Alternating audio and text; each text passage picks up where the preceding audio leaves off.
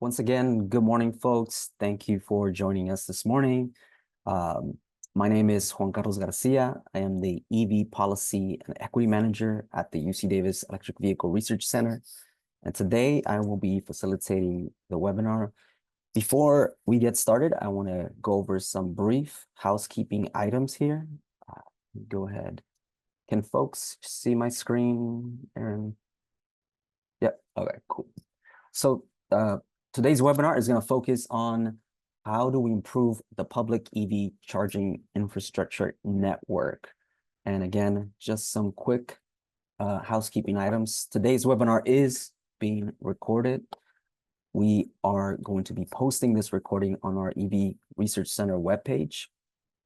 And we also want to let folks know that if you are having issues connecting or hearing, there's some audio issues, please reach out to the ITS Davis team via the Q&A button, and someone will try to get you connected.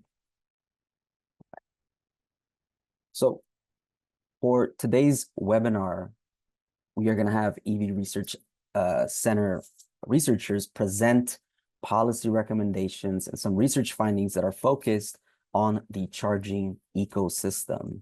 We're going to be focusing specifically on the public charging network. The public charging network plays an essential role in our transition to electric vehicles, and the successful implementation and rollout of this infrastructure will help us meet the EV adoption goals and climate emissions reduction goals that the state has set forth. And although California leads the nation in EV adoption, the complete turnover of the light-duty fleet will require a more robust, integrated, and connected network. Significant investments can help support future demand of this critical infrastructure. The rollout of this infrastructure also is an opportunity to address historical inequities, ensuring that these investments can be targeted to communities that have been historically underserved, and ensuring that communities have access to and benefit from the transition to clean mobility. This research presented today will dive a little bit deeper into the current state of EV ecosystem and shed light on existing challenges, propose new strategies that could optimize the efficiency and facilitate user experience of the public charging network. And with that, I want to introduce today's speakers. If y'all can please turn on your camera so I can quickly introduce folks. Today, we're going to be hearing from Dr. Rabinowitz, who is a postdoctoral research at the UC Davis EV Research Center, whose work focuses on improving resilience of the public charging network. Next, we will hear from Dr. Vaishnavi Karanam, who is part of the research team that is assessing the user experience of hundreds of public chargers in the wild across the state. This research is funded by the California Energy Commission. And finally, we're going to hear from Dr. Quinn, who is a senior electric vehicle charging infrastructure reliability engineer at the Idaho National Laboratory. The Idaho National Lab is part of the ChargeX consortium, which is created by the Joint Office to work on all issues related to charging, including today's topic on charger reliability. Before joining INL, Dr. Quinn was a researcher at the Colorado State University, sorry about that, where he earned an MS in mechanical engineering and a doctorate degree in environmental health. Dr. Quinn, thank you for joining us. All our speakers, thank you for joining us. At this time, I'm going to turn it over to my colleague, Aaron, to share his research and launch his presentation. Aaron, the floor is yours.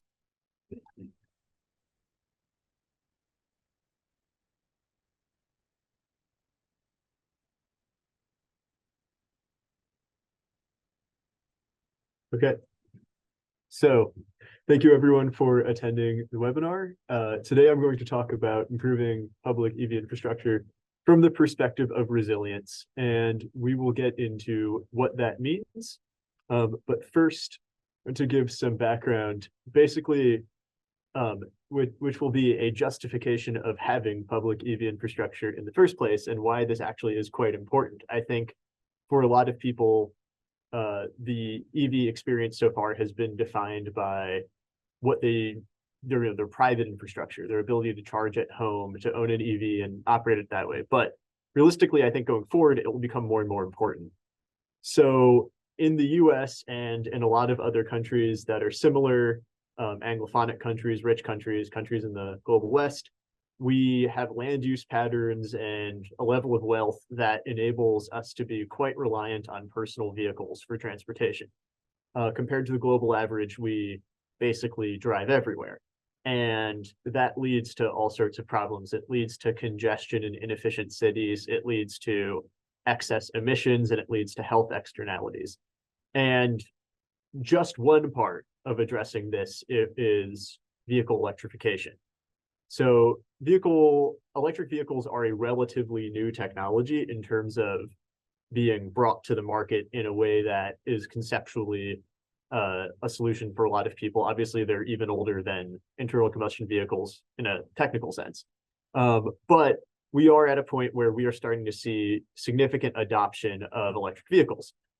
However, if you look at this from a diffusion of innovations perspective, the theory is that we have a first quartile of individuals who are going to be motivated to adopt a new technology. And then going forward over the bell curve, we have people who are less and less willing to adopt this new technology. And so if every sale is harder, why is it harder? Well, that's because there are drawbacks to new technologies. There are risks you have to take. And so there are going to be people who just want to do that less. And in the US, or sorry, in the world right now, we've seen, quite, I think, explosive growth in recent years of EV sales. And some countries are well over the hill and have gotten to near 100% EV sales. In the US, we haven't. We're about 8%. In California, we've recently passed 20%. This is 2023 data. And so that's pretty cool. And that's it's a very significant milestone. But vehicles also take a long time to go off the road.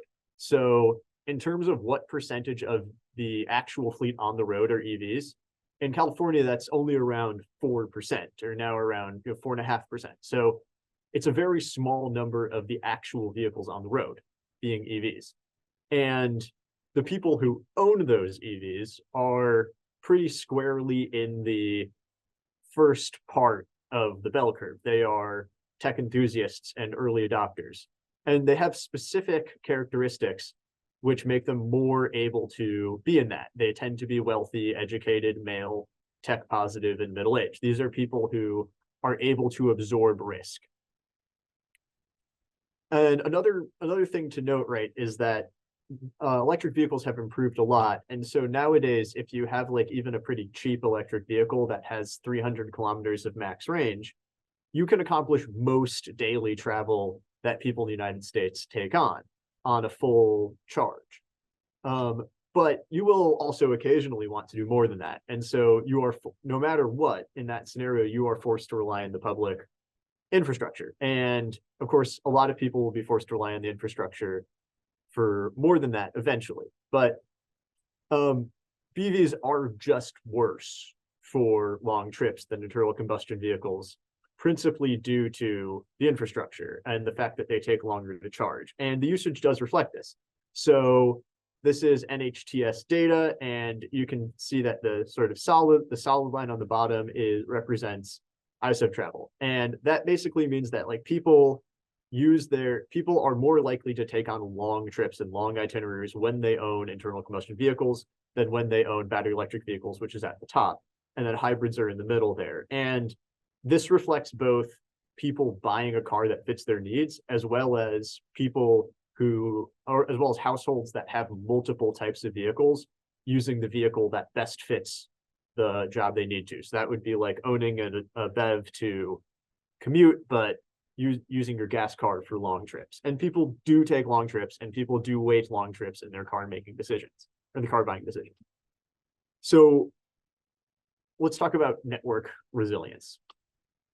So when a network gets built out, whether that's a cellular network or a road network or a charging network or any other type of network, it generally progresses in a couple of stages. The first is the coverage stage, where you are basically just looking at all your point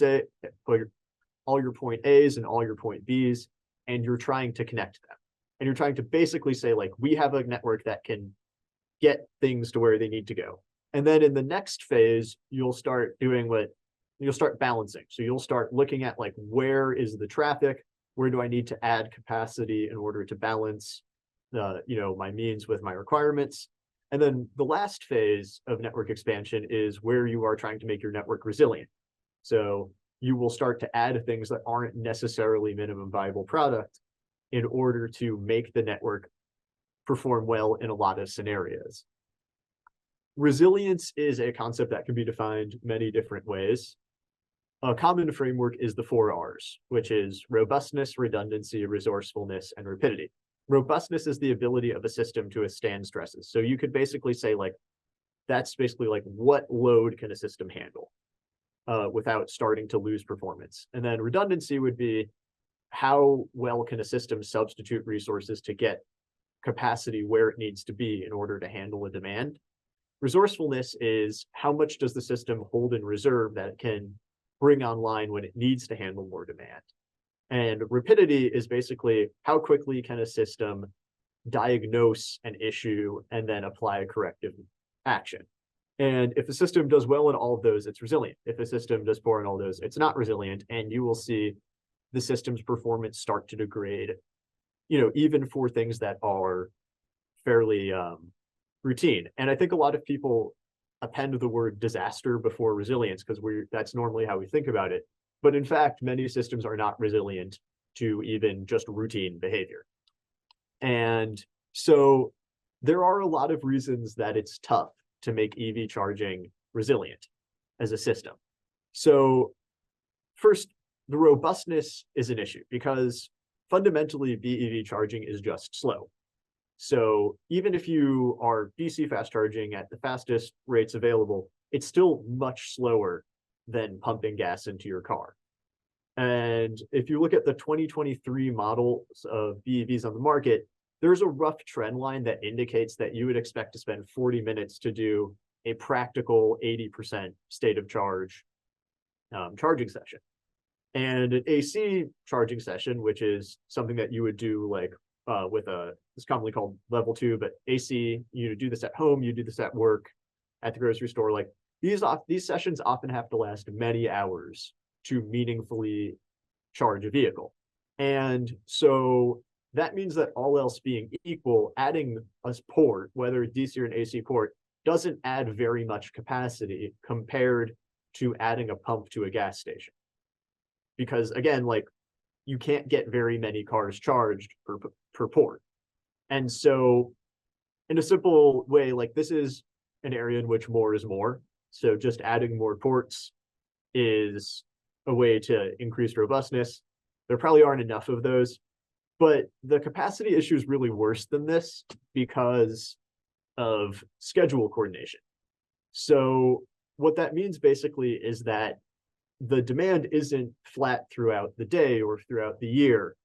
The reality is that most of the time there's low demand, but then there are also times with extremely high demand. So commuting, for example, coordinates demand. People generally need to get to work and leave work at roughly the same times of day. And so they're going to need charging at also roughly the same times of day. But then there are mega events like Thanksgiving or other things that cause people to take on long trips. And these are where you see sort of these nightmare pictures of 30 cars queuing up outside a charging station. It's pretty unavoidable because coordinated demand is really difficult for this network to deal with because each car takes a long time to charge. And so one way to reduce this is basically with redundancy. So that's to say that like we want to be able to substitute resources. So if you have many chargers in one station, you can somewhat undo the effects of coordination. Without getting into technical details, the queuing theory suggests that the more servers you have for a given need, the better your ability to dissipate a queue, even of proportional length. So that would be 20 chargers does a better job dealing with 20 cars than 4 chargers do dealing with 4 cars. And so that means that a station with more ports adds more capacity than two stations with half as many ports. You can also have a network where you have redundancy between stations. So that would be a network that could efficiently allocate charging demand to stations where there is low traffic from stations where there's high traffic. But the problem is that this is something that is not necessarily accessible to users. Most networks can't really benefit from this because can't really benefit from this. We will get to that. So the part of the problem here is how people use their electric vehicles. So most people who own gas cars will always get gas at a gas station. They will do it literally every time. I don't think very many people have ever gotten gas from anything other than a public gas station. But the theory is that most people, and this is also the practice, most people charge at home or at work on private chargers. And so this means that there's a fundamental issue, which is that the baseline business that powers gas stations and allows them to exist doesn't really exist for EVs. They basically have to have a lot of capacity to meet demand that won't get used otherwise. And that makes the business model difficult to sustain. And it means that there's almost guaranteed to not really be enough capacity to meet these coordinated demand events. So, and that's what we see. We see that chargers spend most of their time empty, but when they're full, they're full. So redundancy is a more difficult subject. California has a lot of EV chargers. We have, some 9,000 of them, and about 2/3 of those are Tesla chargers, and about 1/3 aren't Tesla chargers. But the Tesla chargers are very concentrated into about 400 stations, while the non-Tesla chargers are much less concentrated into about 1,400 stations.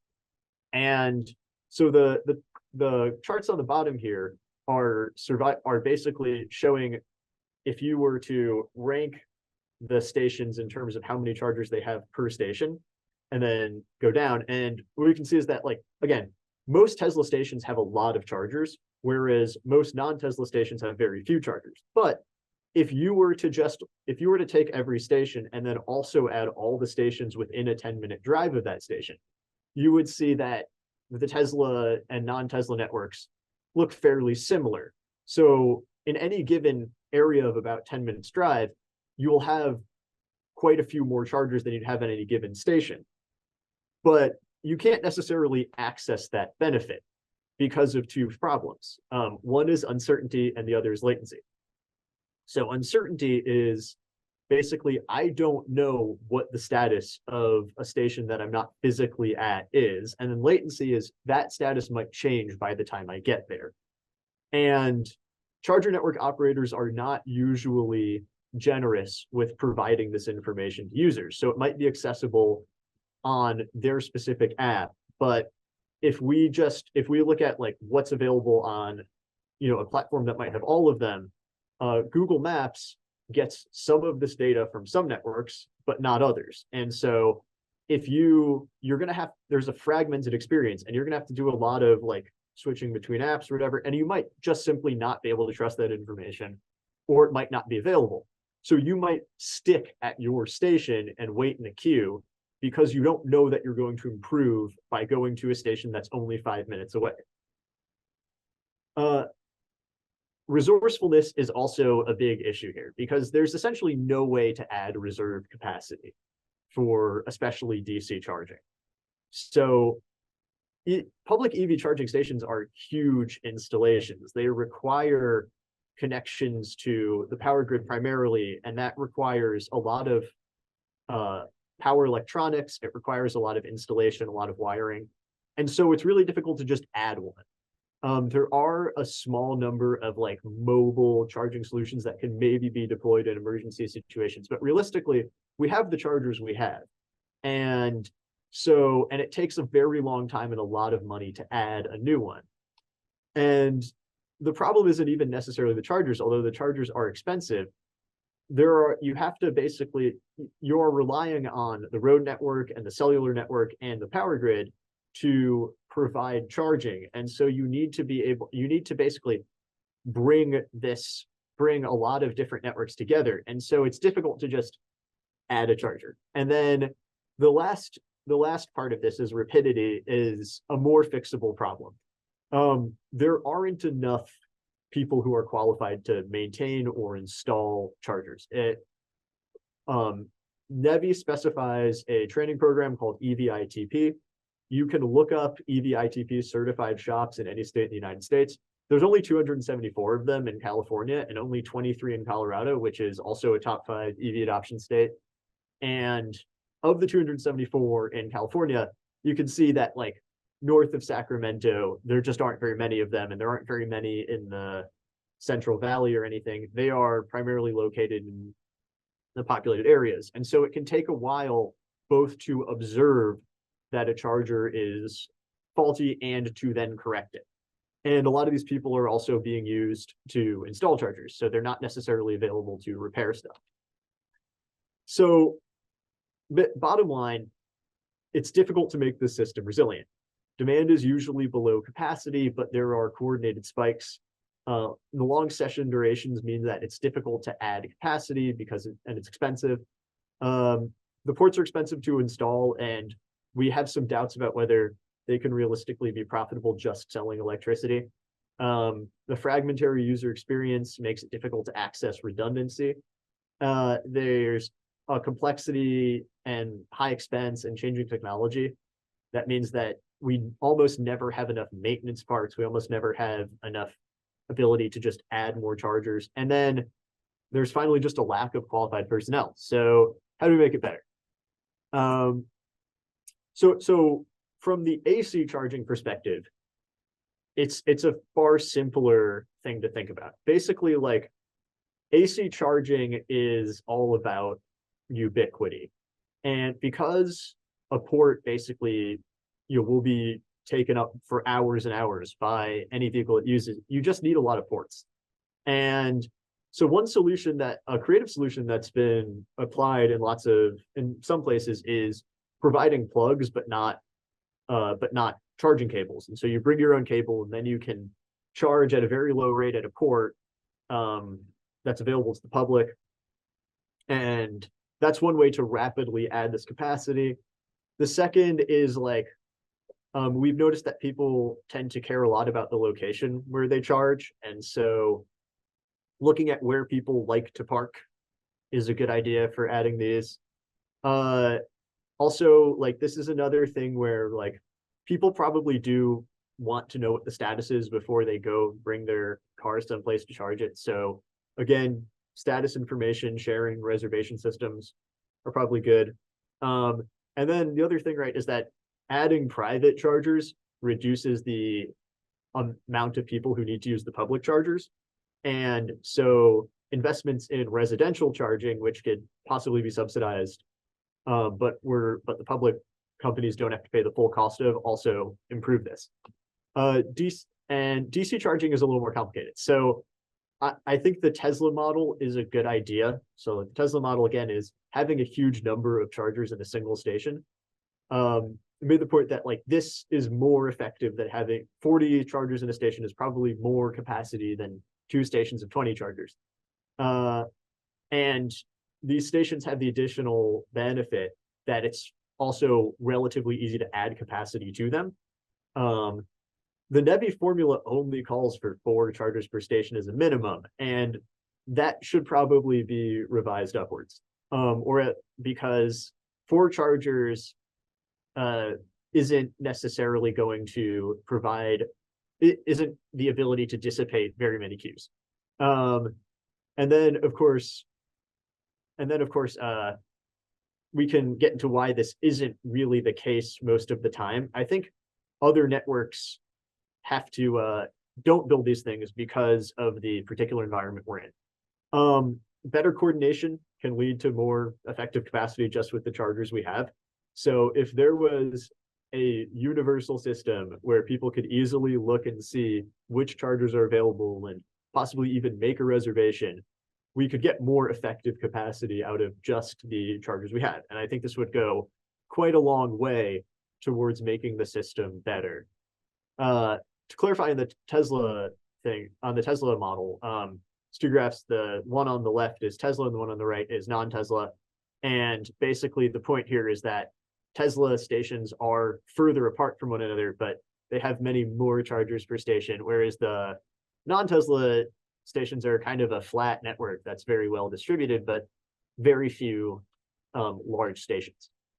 The other thing I'd say is that we should maybe shift our focus a little bit from where chargers are to what they enable. So there are a lot of NEVI plans at the state level that really do focus on painting the map. And so like you're looking at, well, you know, what percentage of my state is covered within 30 miles and what percentage is covered within 15 miles or whatever. But that's not really how stations reinforce one another, right? So like it is good like that you always could be within 30 miles of a station, but I actually think it's probably more effective to have less coverage, but have more redundancy within the covered area. That would allow for better experiences. It also might make it cheaper. So if we look at a breakdown of the costs of installations, you can see that a lot of the cost in these installations, regardless of the number of chargers put in, is the electrical work required to upgrade the grid. And so if you do this work, then the next charger is cheaper. So I think building corridors allows you to gain efficiency in terms of adding chargers. I want to talk about how we got here briefly, though, which is to say, why does Tesla work one way and why do the non-Tesla stations work the other way? And the answer is they had different objectives. So Tesla built out their network around a captive user base, and they subsidized the network with other company-wide revenue streams, and they basically used the network to try to sell vehicles. And so they came to the conclusion that these larger, more centralized stations provide a better experience and make their vehicles more useful to people. And so that's what they invested in. Other networks had a completely different scenario where they're competing to gain users. And so the best way to do that is to have this distributed network with lots of different locations. And if you do build, you know, a large station in this environment, then you have a risk that someone else could just build a station next to you. And then you also have the risk that you didn't do that to someone else. And so the incentives inevitably make this more distributed system that works less well on a per charger basis. Fundamentally, however, these are both products of a distorted market. So in effect, both networks were really highly subsidy driven. And so I think that will continue to be the case. So it is possible to use subsidies to possibly rectify this and make a network that responds to different incentives or just gets different results. So closing thoughts here is, I think the goal we should be thinking about is maximizing the effective capacity installed per unit investment. So it's unlikely that we're going to see a game-changing improvement in charging speeds anytime soon, but even so, that would require massive investment on the network side to access. Improving redundancy or improving the informational issues is generally going to be something that's going to result in more immediate benefits. Improving reliability is another thing. Chargers that work more often are also more effective than chargers that work less often. But that's not easy to define, measure, or regulate, and that is the subject of our next presentation. So thank you. Thank you for that, Aaron. Thank you, folks. There's a few questions already popping up, but we're gonna hold off and circle back to them. Aaron, if you want to take a look at the question that popped up in the Q&A around your slide 9, but we can also circle back to the end. I'm gonna. Sorry about that. Do you want me to answer that? Sure, if it's a brief response. The question is regarding the lines, which one is the BEV line and which one is the PHEV line on your slide 9. And while Aaron is taking a look at that, I'm gonna ask Vaish to join us here on the virtual stage. Really quick, the BEV line is at the top, then PHEV is the second one, and then HEV, and then internal combustion vehicle at the bottom. Awesome. Thanks for that, Aaron. Also, just quick reminder, we are going to be sending a recording of this webinar to folks that have registered, so you'll get an opportunity to hear this at your own time. Vaish, if you can please turn on your camera and join us here. So we're going to shift to Vaish's research. And if you can begin setting up your screen share, Ashley's doing it. I can briefly share some context about the project. This is a center-wide project that has taken a significant amount of time and resources. The team that Vaish is working with is a team of student researchers that are driving an electric vehicle into the field, testing chargers across the state, going through a protocol, and in some cases, speaking directly with users to identify what is their experiences, recording their findings. And I'm sure Vaish has much more to share. So Vaish, take it away. Hi, so I'm Vaish. I'm a postdoc at the EV Research Center. And as JC mentioned, I will present some preliminary results from our largest ongoing charging reliability study. Starting off with some context, reliable and functional EV charging stations are very important as countries rapidly transition to EVs. A recent California Air Resources Board survey of EV drivers in California reported mixed experience with existing chargers, with 53% of drivers needing to contact customer service. Another study conducted by researchers from UC Berkeley evaluated the functionality of open public DC fast charging stations in the greater Bay Area and found out that around a quarter of plugs were unreliable or had design failures. But these experiences seem to contradict with a simultaneous survey of EV service providers who reported 95 to 98% uptime of their public chargers. Given this contradiction, an accurate assessment of the reliability of existing chargers is needed to provide guidance for the successful build-out of charging infrastructure. So the most common charging reliability measure is uptime, which is essentially the time during which a machine is in operation. According to recent rulemakings for projects under the National Electric Vehicle Infrastructure Program, uptime is defined as the proportion of time when a charger's hardware and software are both online and available for use, and the charging port successfully dispenses electricity as expected. From the perspective of an EV driver, a reliable charger successfully charges their EV for the expected duration at an expected rate after accepting an appropriate payment method. Uptime, as it's currently defined, does not take into account all the possible technological and logistical challenges within the charging ecosystem that ultimately determines the true reliability of charging ports as experienced by consumers. And this kind of explains the stark contradiction between low consumer satisfaction rates and high uptimes reported by charging service providers. So California established several statutes and executive orders that aim to promote and support the transition to EVs. Specific to charging reliability, Assembly Bill 2061 directs the CEC to establish uptime record-keeping and reporting standards for chargers installed after January 1st, 2024.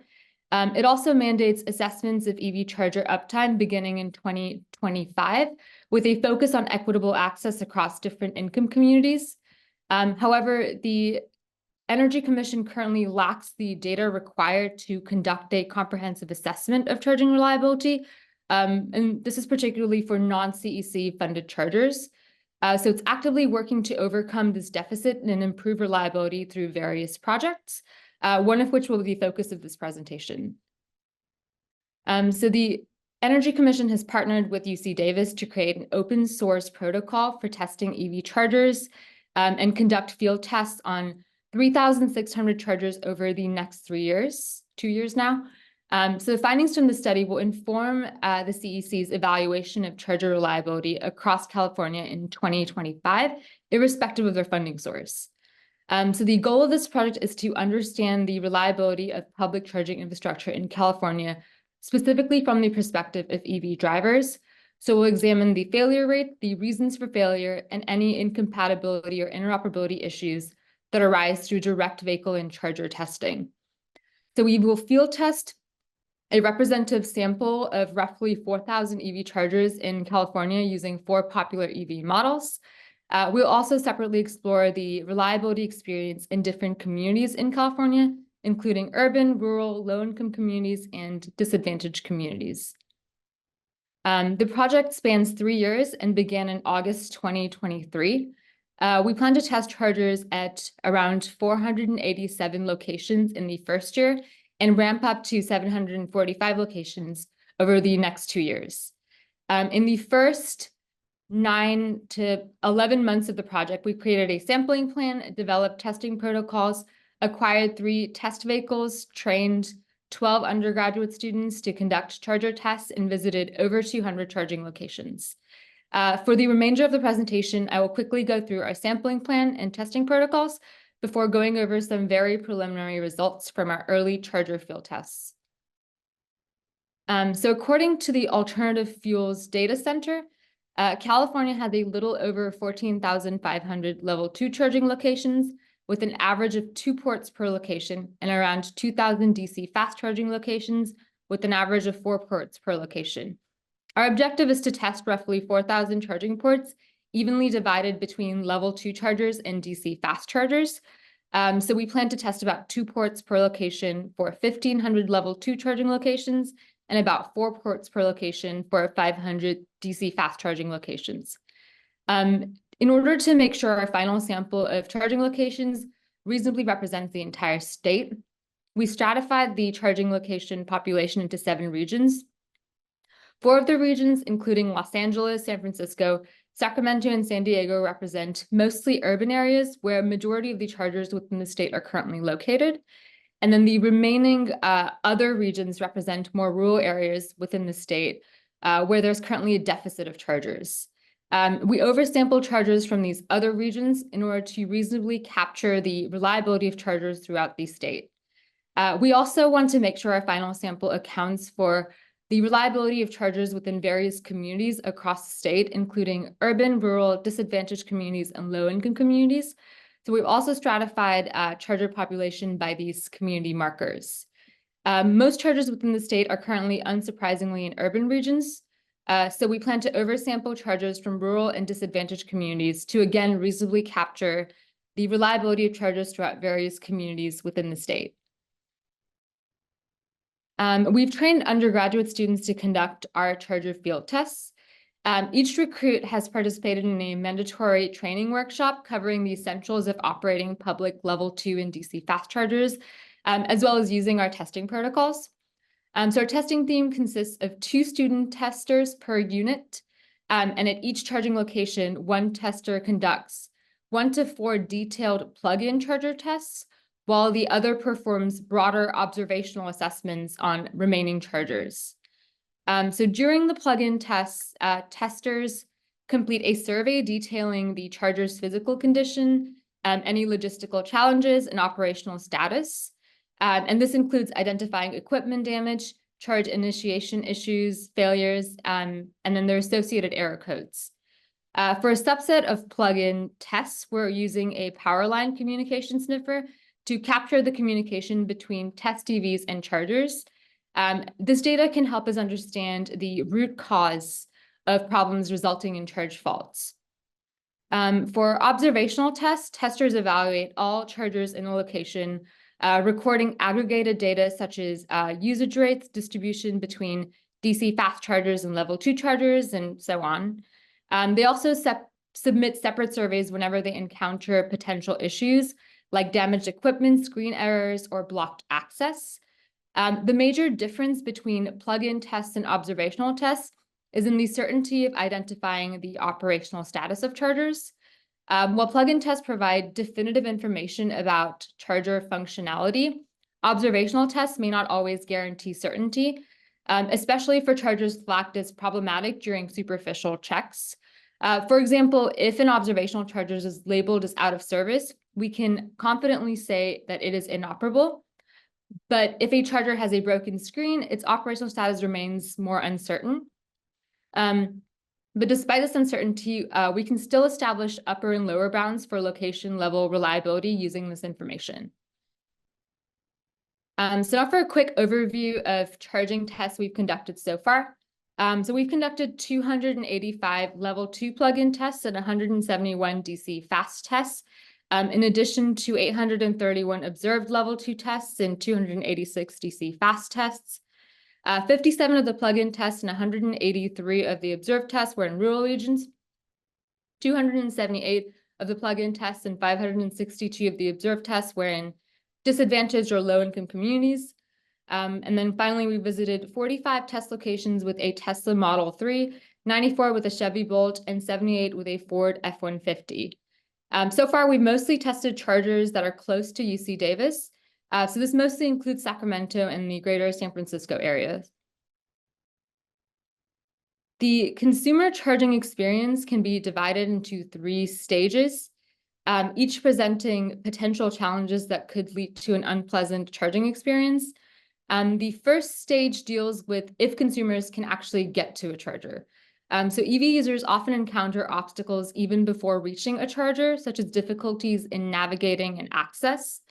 In terms of navigation, while gas stations are typically large and easy to spot, charging stations are often much smaller and less visible. Also, differences in charger hardware makes it difficult to intuitively identify chargers. Chargers are also sometimes placed in unusual locations, including different levels of a parking garage or behind structures that make them less visible.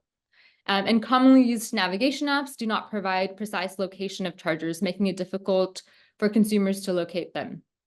And then in terms of access, obstruction, such as construction, snow piles, or gas cars can block access to chargers.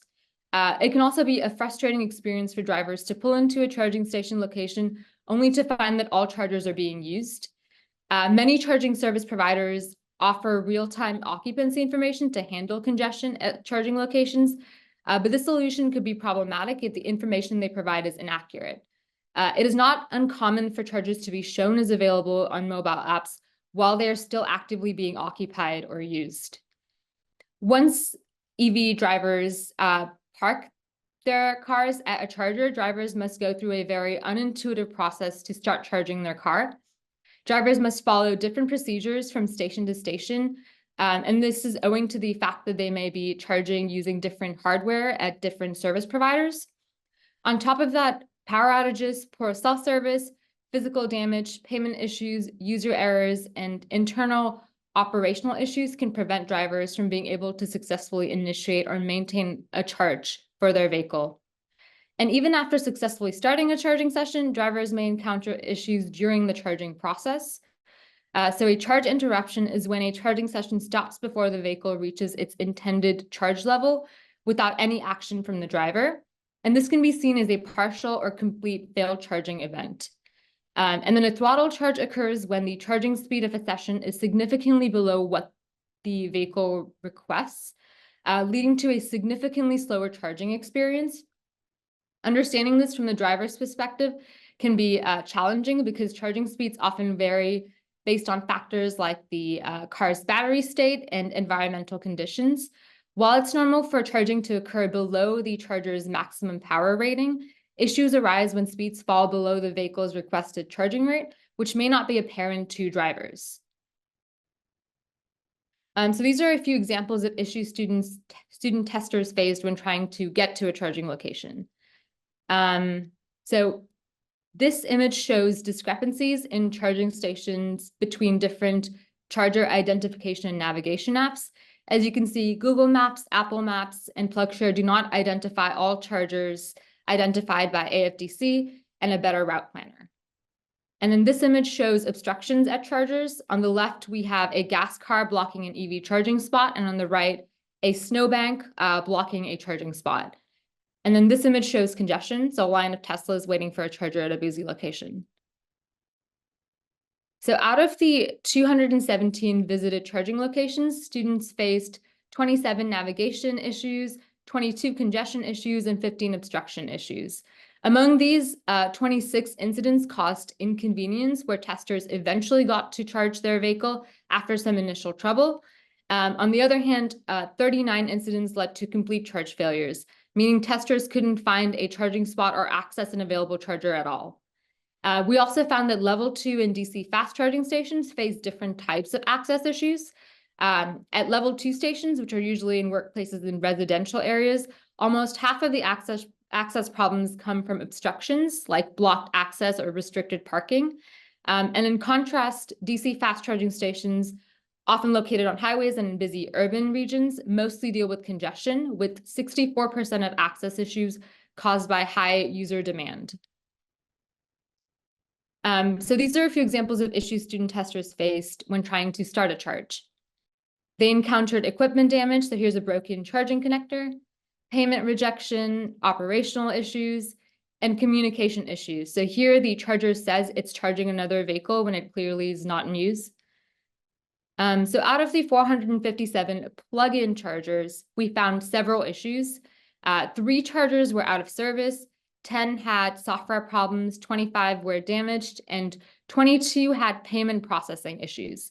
Among these, 43 incidents caused an inconvenience because the chargers were technically working but had physical damage or payment issues that made them hard to use, while only 17 incidents were outright failures where chargers didn't work at all. Also, DC fast chargers experienced more problems than level 2 chargers, especially with payment issues.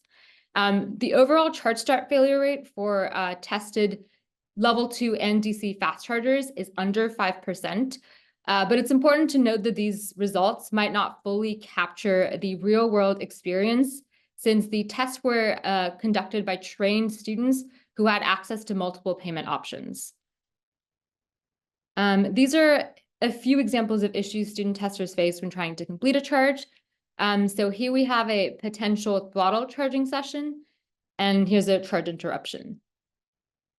So out of the 439 successful plug-in tests, my bad. Go back. Okay. Out of the 439 successful plug-in tests that resulted in a successful charge, testers found 2 cases where charging might have been throttled and 15 charge interruptions.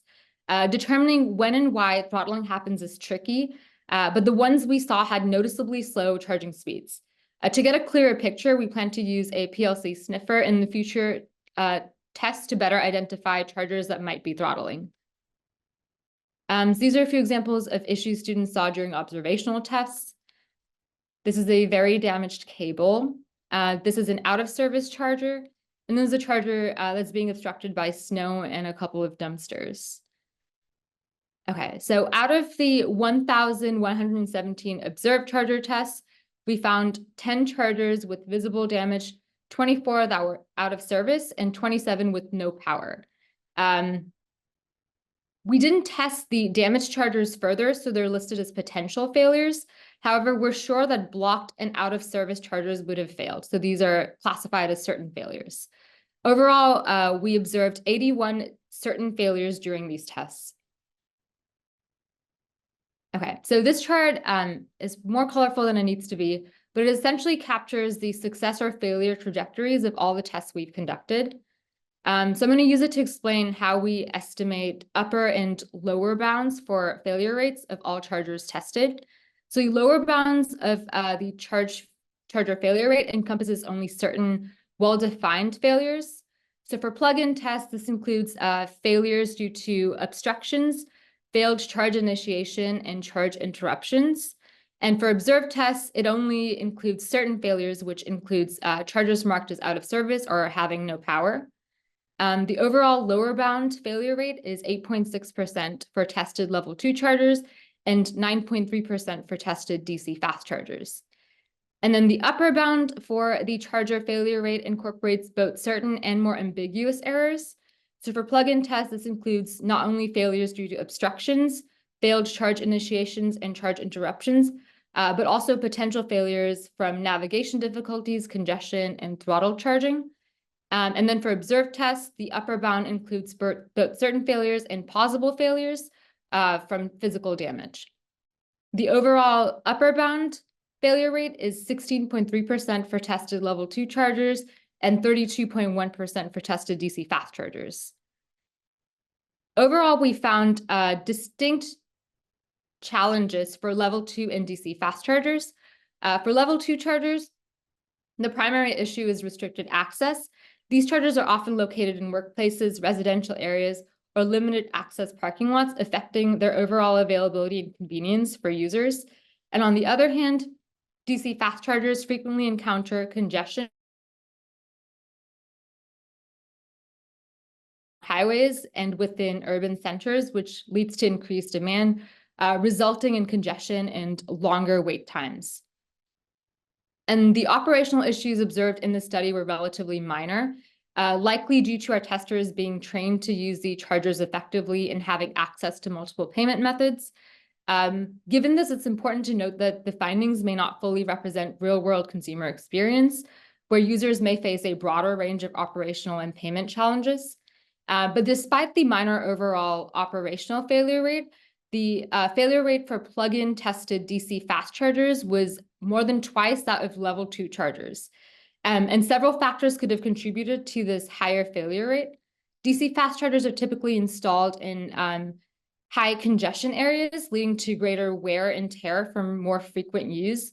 They also operate at higher power levels, presenting technical challenges such as managing heat generation and ensuring more consistent power delivery. Also, the complexity of DC fast chargers with more advanced systems and components makes them more susceptible to issues related to software and communication issues. Okay.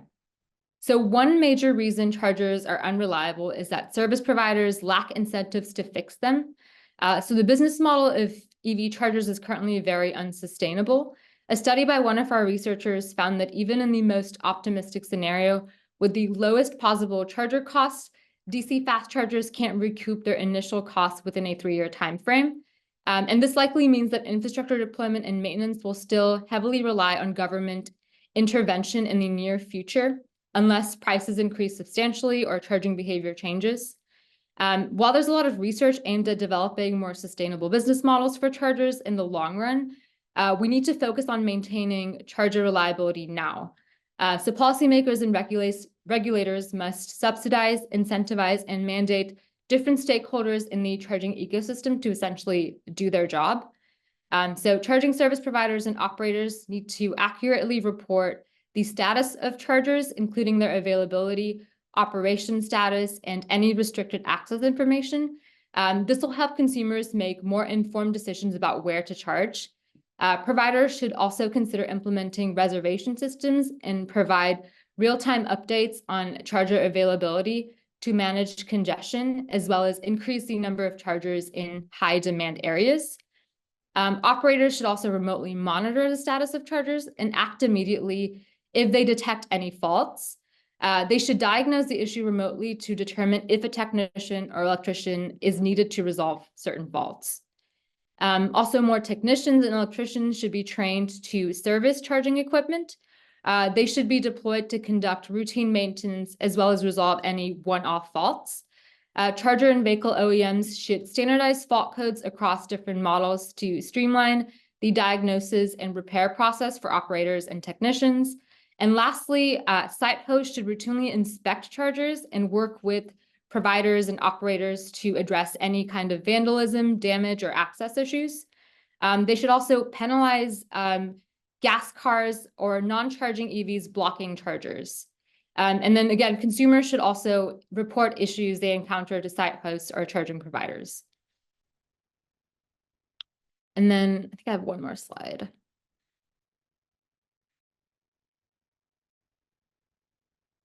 Okay. And then finally, to ensure the long-term reliability of EV chargers, it's important to develop sustainable business models that incentivize proper maintenance and operation. So past trends have shown that there's a risk of chargers being abandoned after their initial contract period ends. To prevent this, it's important to explore alternative contracting and ownership models that ensure positive operating revenue throughout the life cycle of chargers. And one way to achieve this is by diversifying revenue streams through local partnerships. So by collaborating with local businesses or utilities, charging operators can tap into additional revenue streams beyond traditional charging fees. Another approach is to consider implementing a build, operate, transfer model for government and successor entities. And this model involves private sector investment in building and operating charging infrastructure, with ownership eventually transferring to the government or another entity after a specified period. And this can help spread that financial risk and ensure long-term sustainability. We also need to shift focus to subsidizing operations over hardware installation. Instead of solely focusing on installing new charging hardware, there should be a greater emphasis on subsidizing the ongoing operation and maintenance of existing infrastructure. And this can help ensure that chargers remain operational and well-maintained throughout their life cycle. And that is the end of my presentation. Cool. Thank you for that advice. A lot of work going into this research. There's also a few questions popping up as you were discussing these research findings. If you want to take a look at the Q&A box and see if you can respond to some, either type out a response or we can circle back during the Q&A. We encourage folks that are listening to make sure to continue populating the Q&A box and your questions. We'll make sure to try to get to it either in written form or as we dive into the discussion. At this point, I'm gonna shift over to our respondent, Dr. Casey Quinn. Give him a few minutes to get set up here. And Casey's gonna provide a quick response to some of the research findings and share some of his own insights through his work at IDEO. Casey? Thanks, Juan Carlos and Gil for the invitation, and Vaish and Aaron for some great presentations. Can you all see my slides? Sounds good. So I'm just going to give a quick overview of ChargeX. So John Smart is the director of this consortium. It consists of it's a national lab-led consortium that's led by Argonne National Lab, Idaho National Lab, and the National Renewable Energy Lab. So John and I represent INL, and then Christy Moriarty is from NREL, and Dan Dobrzinski represents ANL as the leads there. Just some quick overview. What is the vision and scope? And it ties in a lot with what Aaron and Vaish had presented on today, and it covered different aspects. And so the vision is that any driver of any EV can charge on any charger the first time and every time. So touches on these reliability issues and accessing the charger issues that were brought up, just making sure there's enough chargers out there that people can get a charge when they want to get a charge and successfully be on their way. The mission there is to bring lots of folks from industry, national labs, consumer advocates, and other stakeholders to bring input and help figure out some of these challenges, because this is a new infrastructure that requires a lot of complex pieces, including the charging side, the vehicle side, and a lot of new pieces that and groups of folks who haven't worked together. And so the scope is to focus on these complex issues that require multi-stakeholder collaboration to solve. I'm not going to talk through this, but this just gives an overview of all the members as of earlier this year. There have been a few more folks who've been added to this list recently, but as you can see, we have a bunch of companies represented or groups.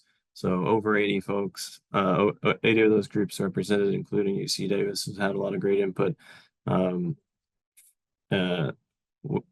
with the work that you've seen here and other things as well. And then moving on, when we started ChargeX, we see some similar crossover with some of the issues that Vaish and Aaron brought up. We did some interviews initially over a year ago now, talking to the members saying, hey, what are the issues that are out there? And so these are kind of a breakdown of those interviews. And so network connectivity, EVSE hardware, communication between the EV and EVSE, the backend communication issues, payment and process and hardware, and human factors and others. And so we did this to get an idea of where should we focus our efforts in the consortium. And luckily, as we see, as Vaish and Aaron have pointed out, we're kind of in alignment with that a year ago, lining up with some of the things and results that we're seeing from the work that was presented today.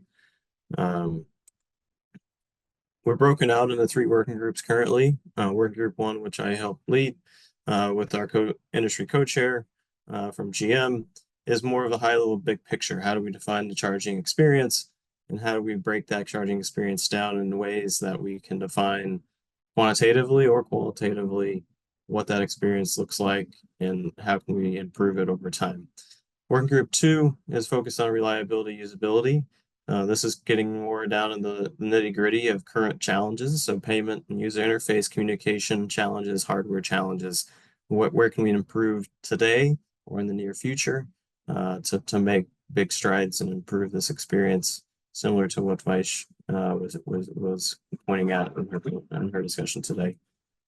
And then finally, working group 3 is more of a bit of a longer term, potentially longer term, near to long term implementation. So can we standardize diagnostics? Can we do a better job with interoperability testing methods? Currently, a lot of those challenges, right? A lot of the methods that we have right now is physically everybody showing up in one location and plugging their vehicles into different chargers and figuring out where those issues lie, whether that's at a company's facility or if it's something similar like the char and testimonials.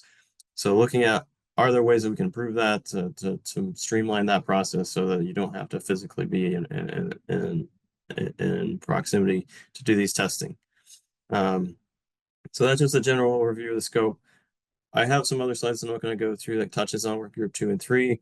I'm just going to do one more slide here that touches on work group 1 selfishly, but I think it ties in best with what was presented today. So as Vaish had a really great slide that was very similar to this. So it's how do we, how does a customer find a charger? How do they access that charger? And then we broke the next steps down similarly as to how does one start to charge and complete the charge? And what we've been working on is developing a set of key performance indicators. We have 2 sets of those. So what can we implement today or in the very near term? And what is the ideal set of KPIs that help define quantitatively this charge experience? So very similar to some of the numbers that Vaish put out there. Some of those things that she is showing are challenging to do with the current infrastructure and data that's available, but that's kind of what we're striving for in these ideal sets of KPIs. And so, and to go back to the work that Aaron's doing, finding a charger really fits into that, and the redundancy, wait time we have for accessing a charger, a KPI in the interim set, and also long-term ideal of what is the wait time, and in the interim set, what is that probability that you would wait based off the redundancy of the charging system at that location. And so that's just an overview of where we're at. Some of these slides or some version of these slides can be found on the ChargeX website. Happy to discuss those and more, but just want to give a bit of background. And kind of my response, I guess, to the work that Aaron and Vaish are doing is it's right in line with what we're doing within ChargeX and industries, working with us. And, as a personal anecdote, I know that we see a lot of negative news out there of charging reliability, but my last venture out to the world with my EV and public space was quite seamless and great. And so I think folks, industry is making some great strides in the right direction, and we're trying to help standardize these metrics for industry and help them solve some of these issues so that in the long term it'll be just as seamless as charging or filling your gas vehicle, aside from the time issue, but that's some work being done on that front as well. So with that, I'll stop sharing my screen, and I know we're short on time and I want to make sure there's some good questions out there that get answered. So Thank you for that overview, Casey. Thank you, folks that presented.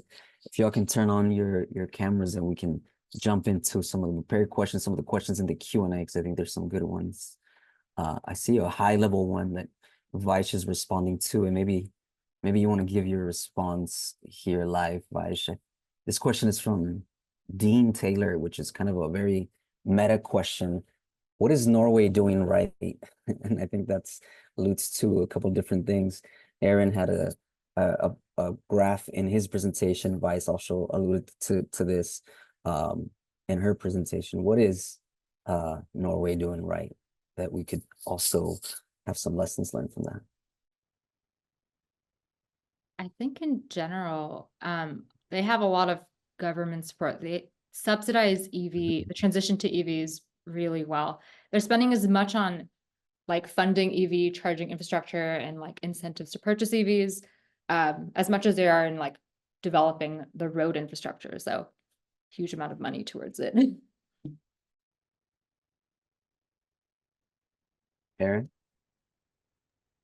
Yeah, I concur with Vash. Norway is a very rich country that has a lot of money to invest, and they are doing that. I've still seen like blogs about people having reliability issues in Norway despite that. So it's like definitely a global issue that needs to be addressed. Absolutely. We also have here Director of the EV Research Center, Dr. Gil Tsao. Gil, any thoughts on what is Norway doing right? When it's come to charging reliability, the main thing is finding the business model.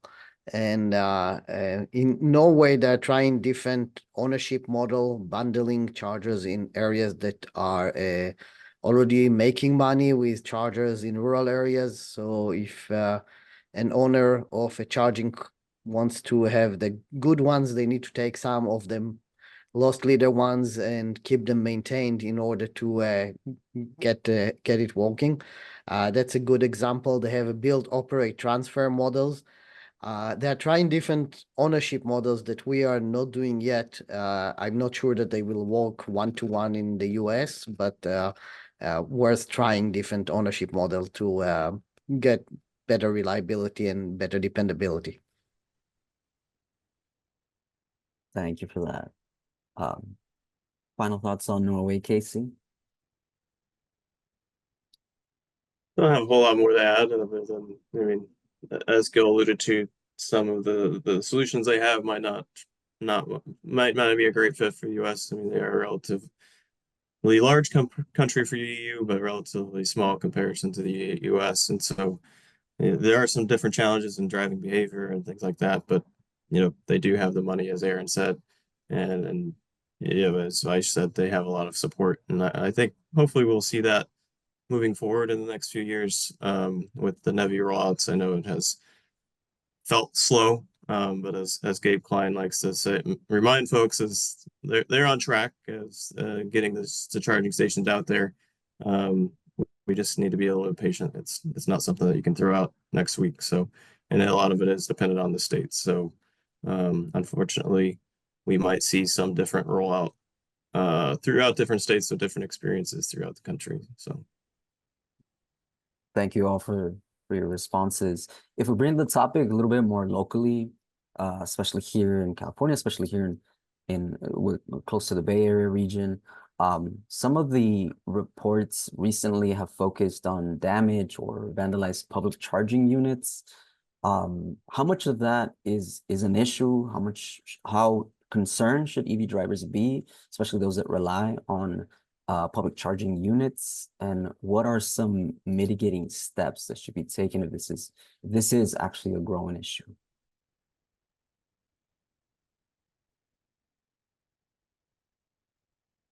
Aaron? I'll take a stab at it.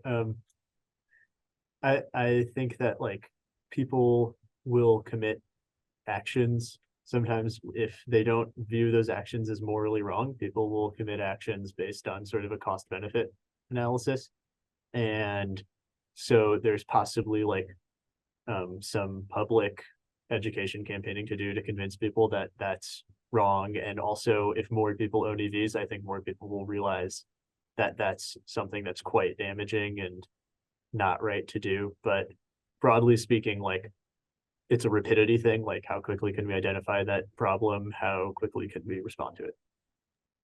I will add, I thought that Aaron actually will go to his conclusions of his presentation. There is, when it comes to vandalism, I'm less optimistic about educating the vandalists to stop doing it, but economy of scale, larger places with more chargers that have people there all the time are probably the only viable option. So again, if we are thinking if to put 4 chargers here and 4 on the other side of the road, or putting 10 or 20 in the same location, there is a value to have more chargers in the same location.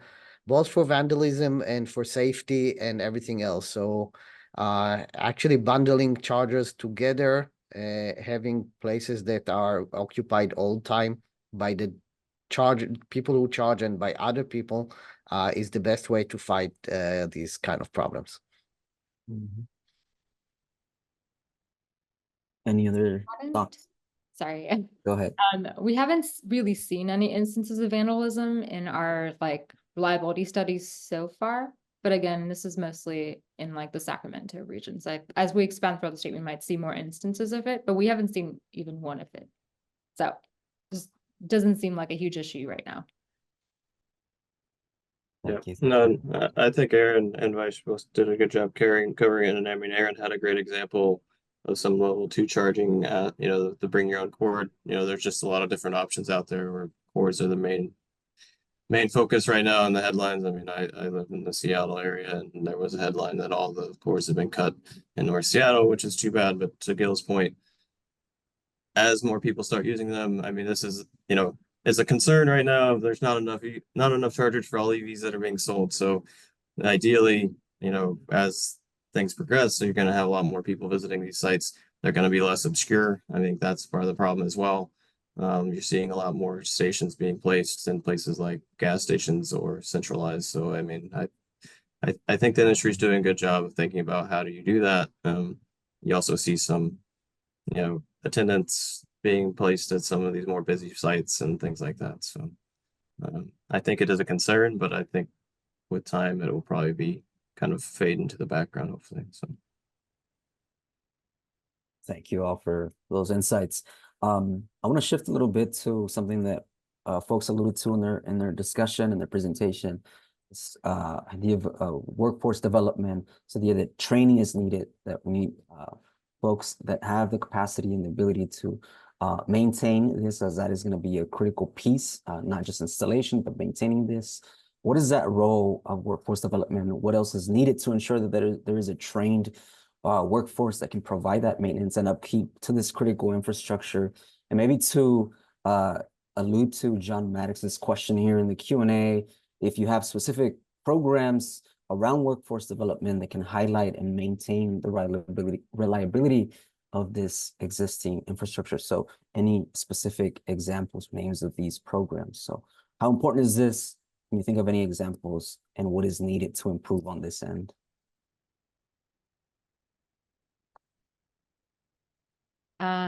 So there are several certification programs right now to help electricians and just general technicians get the knowledge they need to start servicing EVSEs. So their SAE has a program, Charger Help, like a charging operations third-party service company or startup also has its own certification. So all of these things are developing to help create a workforce to work on fixing EV chargers.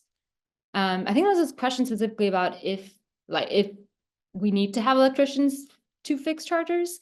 And I think it depends on what they're fixing. So in general, we need to have a fairly diverse technician team of electricians and just higher level technicians and better diagnostic software to kind of assess what issue the charger is having so we can send the right person to fix it. So in some cases, it could be an electrician, in other cases, just a lower level technician. Really depends on what fault is found. If that makes sense. Yeah. Any other thoughts on? Yeah, I think that Vaish was covering it very, very well. We need it's amazing how this field is growing fast and developing fast. I'm doing EVs for 15 years and we move from just let's install them and hope that something will happen to develop training and certifications and different levels of trainings and different type of maintenance. We know that it's probably not going to be realistic that in the rural areas of the US, there will be an EVgo technician and a charge point technician and Electrify America technician, and they will all show up on time. So all of these models of companies that are focused on the maintenance and different level of ability to send someone fast or get a diagnostic online and so on is really important. It's what we knew like 2 years ago. It's not what we know now, and it's all evolving very fast. So I'm very optimistic about solving it or getting much better in the near future. And there are a lot of opportunities, employment opportunities. So that's also something that is changing fast. There are a lot of new employment opportunities. If you just look at the billions of dollars going into installing these chargers, and then the money needs for maintaining, there are a lot of opportunities that are coming in many states. Thank you. Thank you for that. I want to make sure we get to some of these other questions here that are a bit more specific to the research itself. Looks like Dalia answered one of them. Let's take this question from Karina. Have any experiments been done on charger reliability over time? We observed on our campus significantly more failures after 3 years. So just curious, I guess, over time, does the performance of the EV charging unit go down, I guess, in operations? Is that something that has been tracked over time?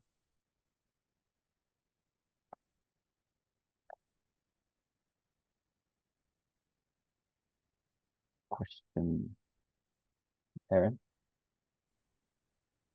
Not as far as I know. There's like quite limited observed data out there, and so like and even like things like the Berkeley study were conducted over a very short amount of time, and our own study, we only visit these chargers maybe once, and a small subset we'll visit twice. That said, though, like it's quite evident that the performance would degrade over time if you don't do preventative maintenance. And as technology changes in this market, the new models come out and then they don't produce enough spare parts for the old models, and so there's kind of like a planned obsolescence coming in as well. So yeah, it's completely foreseeable that would be the case. And I would just add, I mean, that is kind of the goal of the KPI development that ChargeX is bringing together to standardize that, so that industry can talk to each other, both within internally auto OEMs and charging companies, but also hopefully would share this with folks over time to say, this is the reliability of the station, and the goal there being that number stays pretty consistent. I mean, that was the goal of uptime with NEVI. We're trying to take uptime a couple steps further to provide more insight to the customer, so that it kind of push pressure on industry to maintain a high reliable network. So continuing on this sort of reliability discussion, would the designation of EV chargers as critical infrastructure improve inspections and reporting of any reliability issues over time?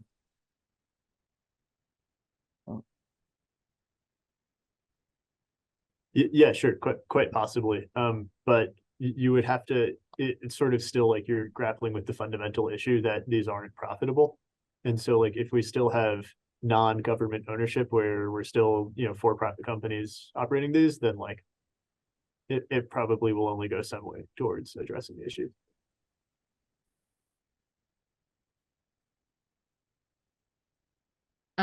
Yeah, I agree. I think shared ownership between government and private entities would be kind of like the best outlook for the future. So if there isn't a return on investment, the government can step in and subsidize operations over time. If that makes sense. But yeah, if they're marked as critical, then the government would have to step in and enable that partnership more easily. So I think that'd be a good idea. Aaron, when you say sustainable business model, what does that look like in the future? Yeah, so Vaishnavi alluded to this or showed some data in her presentation, which is basically like, we don't think that you can really make money selling EV charging as a core of your business model. In fact, As a matter of fact, you're probably losing money relative to like the cost of opportunities. And so like you'd have to subsidize that with like a business owns a charger and then the charger brings business to the business. I would be, and so like that's how gas stations are supposed to make money, right? They don't make money selling the gas, they make money selling convenience items. But there are maybe some questions as to whether this is a perfectly viable business model for EV stations, particularly like DC stations, because while you can probably, you're going to have people there longer, so you can sell higher value items, but also like people are going to, you know, you have limited capacity at even a large station, and so people probably aren't going to want to wait in line. They might move to a different station. So it's you might get fewer customers buying higher price items, and so it might work out in the balance. But in the grand scheme of things, like it's just much more expensive to put this infrastructure in the ground than gas infrastructure, and especially in California, the input electricity is quite expensive, and so there are a lot of questions about whether or not you could, without any type of subsidy, view this as a viable business model.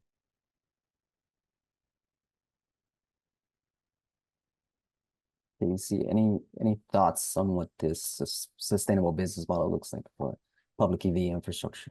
I think I'll pass on that one. I think Aaron and Vaish did a great job, and I don't deal much with business side of things, so but I think they did a great job covering it. No problem. I will just add that everything starts and ends with a viable business model. The reliability, the affordability. So there is no way to fix it with technology only or with regulation on uptime and so on, without a viable business model for the long run. It's always going to be challenging. So we have to put more effort on research and trying building this viable business model for chargers, both in highly used areas and in the rural low usage or more periodical seasonal use cases in order to get it running. Thank you, Dr. Kiltsall. This is a question for both Aaron, Vaish, Gil, and of course Casey as well. It looks like throughout this research and this presentation, you've shared what you've encountered, what you've seen, not just sort of anticipating what's next with public charging reliability, but also what is currently being impacting users. I'm wondering, what are some new areas or new questions that have been inspired as a result of this research? Something that kind of came up in the research that you thought this could be a new area to explore. So for Aaron and Vaish, as you're doing this research, what are some new research questions that have developed over the course of you looking at the public EV infrastructure?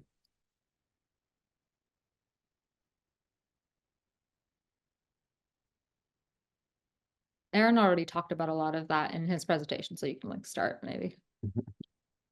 Aaron?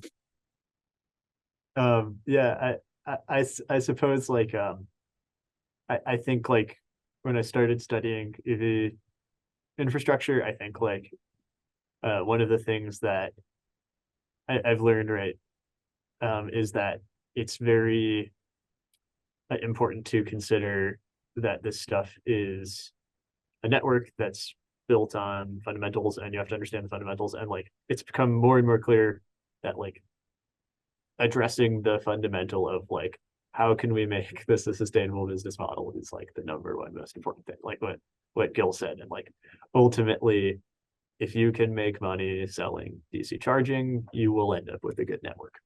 I want to briefly also touch on a question that Robert Cecchio asked, which was, how many chargers will we actually, has anyone calculated how many chargers we'll actually need to get an equivalent to gas stations?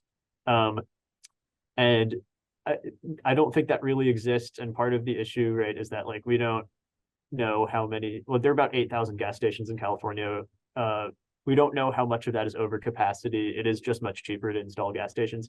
But if you want like a ballpark, I'd say that a better way to go about that is to say we have about 1 million Tesla vehicles in California and about 6,300 Tesla DC chargers. So if you just extrapolate that out to the total vehicle fleet of 35 million, you'd get 220,000 chargers. And we probably can't actually afford to install that many, and we probably can't afford to sustain that many. So again, like we'll probably end up with less than that, but for sense of scale, right? About 9,000 now, about 220,000 based on that.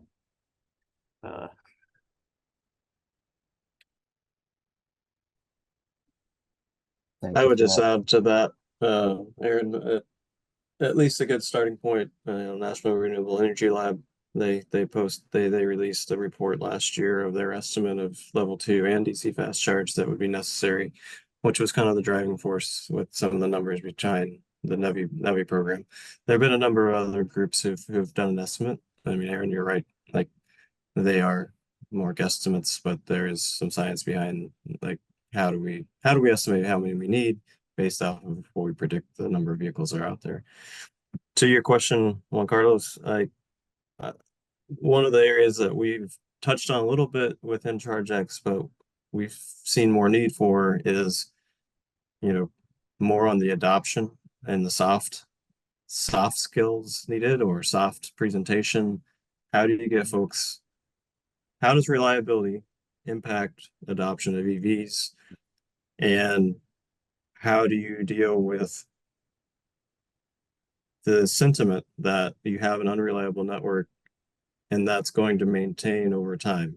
And those are conversations we've had with folks that the infrastructure is improving. It's a lot better, like Gil said. A lot has changed in the last 2 years, but it doesn't take many negative articles to shape the commentary of the nation, and which can really impact the adoption of EVs. Which it doesn't matter if you have a reliable network. If people think that it's not reliable and therefore won't buy an EV, that is a challenge. And so that's one area that we've kind of focused on and looking for ways to build upon moving forward of, looking at that aspect of how does reliability, or at least the impression of reliability of the network, impact EV adoption and retention. So I will add that in order to have reliable, dependable network, we need to have enough chargers for people while they're at home and while they're at work.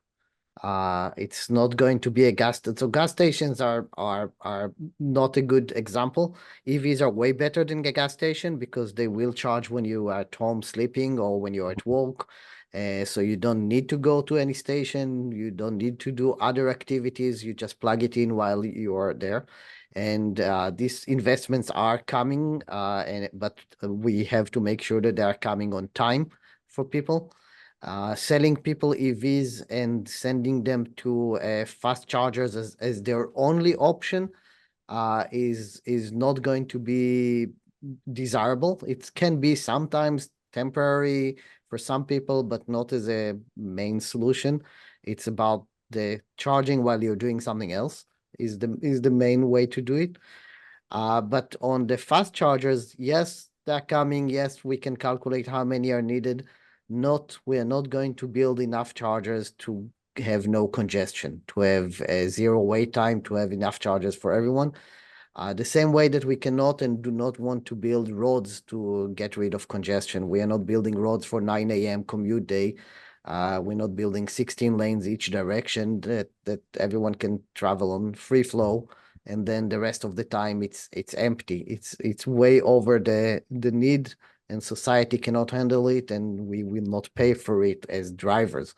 So at Thanksgiving trips or the first day of I don't know, skiing season here or some other event there, we will always see some congestion around charges. So if the expectation is to have no congestion, I think we should kind of start adjusting it, start the education now, leave home with a fully charged car, plan on leaving an hour early, plan on charging before you actually need it, and so on, because there is no way to build enough chargers for these few peak events once or twice or 3 times a year, and there is no need to do it. So some of it will be education down the road, or people just learning how to cope with it. There will be way more than what we have now, but not as many. Thank you. Thank you, Gil. You're setting us up a little bit for our next EV policy webinar, which is going to be happening Wednesday, September 4th. If you want to stay up to date with all of our ITS events, I want to join our email list. Please scan that QR code. I want to take a brief moment to just recognize our speakers. Casey, for participating today, Dr. Gil, thank you all for your insights and expertise. I know there's a few questions we didn't get to in the Q&A, so we'll try to respond to you via email. And again, thank you for joining us. Next EV policy webinar will be happening Wednesday, September 4th. It's going to be focused on EV consumer market trends, movement, and EV resistors. Thank you all for joining us. We're out of time. And again, we'll see you in the next one.